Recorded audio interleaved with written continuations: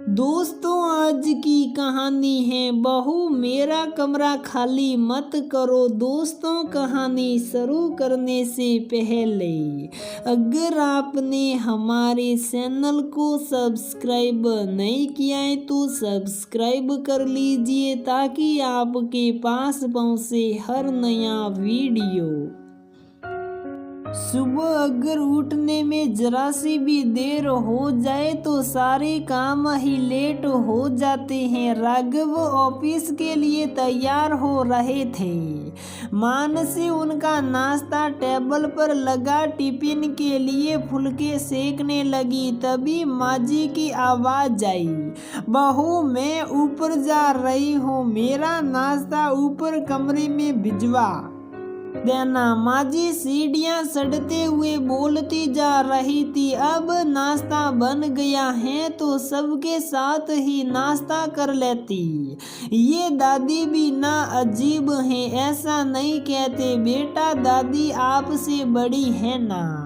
अब जाकर ये नाश्ता दादी को दे आओ, तब तक मैं तुम्हारी पापा का टिफिन पैक कर देती हूँ। मानसी पाकी को माजी का नाश्ता पकड़ाते हुए बोली, पहले नाश्ता देने जाओ फिर बर्तन लेने जाओ। पापा आप दादी को कुछ बोलते क्यों नहीं हो, नाश्ता करके ही ऊपर जाया करे।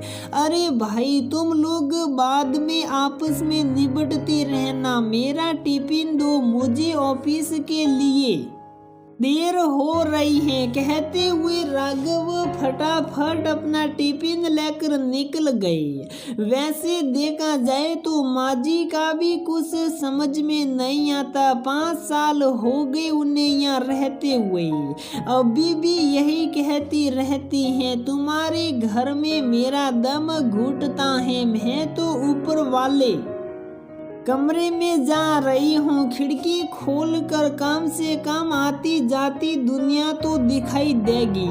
आज तो पाकी की छुट्टी है, वरना रोज ऊपर नीचे करते करते उसकी बस हो जाती है। नाश्ता खाना चाय देने ऊपर जाओ, एक बार कामवाली के हाथ से भिजवा दिया तो नाराज हो गई थी। तुम मुझे अपने हाथ से खाना भी नहीं दे सकती, जरा सी मर्जी के खिलाफ बात हो जाए तो राघव के बाबूजी तुम मुझे अपने साथ ही क्यों नहीं ले गए। कोई मुझे इज्जत से रोटी भी नहीं दे सकता, इसीलिए वह उनसे ज्यादा उलझती नहीं थी। जैसा कहती वैसा करती रहती थी। जिस घर को वह सोटा या दम घुटने वाला कहती हैं, वह इतना सोटा भी नहीं है। नीचे ड्राइंग रूम के अलावा 3 बेडरूम हैं। छोटा सा गार्डन भी है जहां शाम को कुर्सी डालकर बैठ जाओ, पर हाँ उनके गांव जितना बड़ा तो नहीं है, इसीलिए वह ज्यादातर छत पर बने ऊपर वाले कमरे में रहती हैं। राघव ने कई बार कहा, पर वह रात में भी अक्सर वहीं सो जाती हैं। शाम को ऑफिस से आकर राघव ने बताया कि मानसी तुम्हारे सौरभ भैया का फोन आया था, उनका ट्रांसफर हो गया है, सामान तो ट्रक से चला जाएगा, पर वह भाभी और बच्चों के साथ अपनी कार से जाएंगे। मैंने कह दिया सफर बहुत लंबा है, एक रात हमारे यहाँ रुक जाना तो थकान थोड़ी कम होगी। वह मान भी गए हैं। ये आपने अच्छा किया, कब आएंगे वह लोग, मानसी ने पूछा। शनिवार कि सुबह निकलेंगे, शाम के बाद तक ही यहाँ पहुँचेंगे। तुम ऐसा करना, माजी वाला कमरा भैया भाभी के लिए ठीक कर देना, बच्चे पाकी और पवन के कमरे में उसके साथ सो जाएंगे, पाकी हमारे साथ सो जाएगी। दोनों की बातें माजी ने सुन ली, पर उस वक्त चुप ही रही।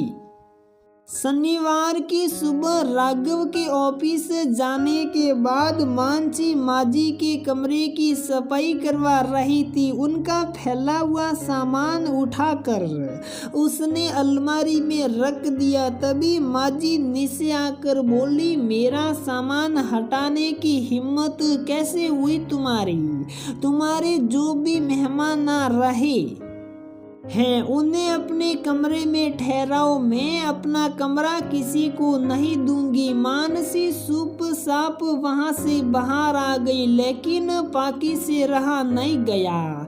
वह बोली, पर दादी आप तो रोज ऊपर वाले कमरे में सोते हो, या ऐसी में आपको नींद नहीं आती है?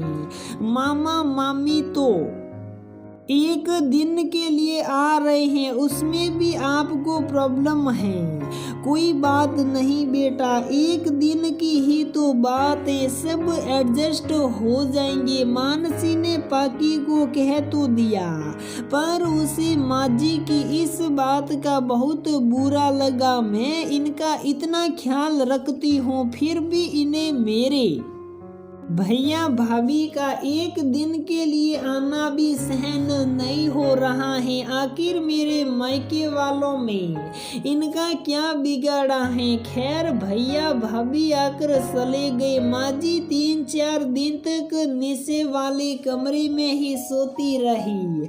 इस बात को 3-4 महीने गुजर गए। एक दिन माजी खुशी से सहकते हुए उसके पास आकर बोली, बहू रसना का फोन आया था, वह दामाद जी और बच्चों के साथ एक हफ्ते के लिए आ रही हैं। सच में कितने दिन हो गए अपनी बेटी को देखे, अब तो लग रहा है एक हफ्ता जल्दी से गुजर जाए और मैं अपनी बेटी सेहरा देखो तो कलेजे को ठंडक आए।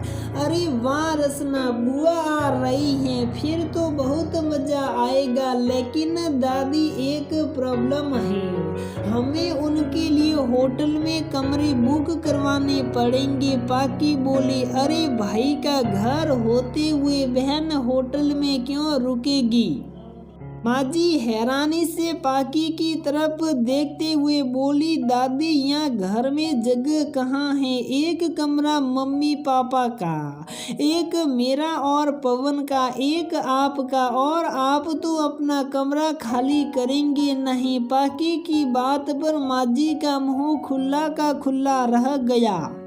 जो मानसी को कहना चाहिए था वह आज पाकी ने कह दिया। पता नहीं क्यों, पर आज उसके दिल को एक ठंडक सी पहुंची। अपनी बेटी के आने की इतनी खुशी और उसके भाई के एक दिन के लिए आने पर इतना बड़ा हंगामा खड़ा कर दिया।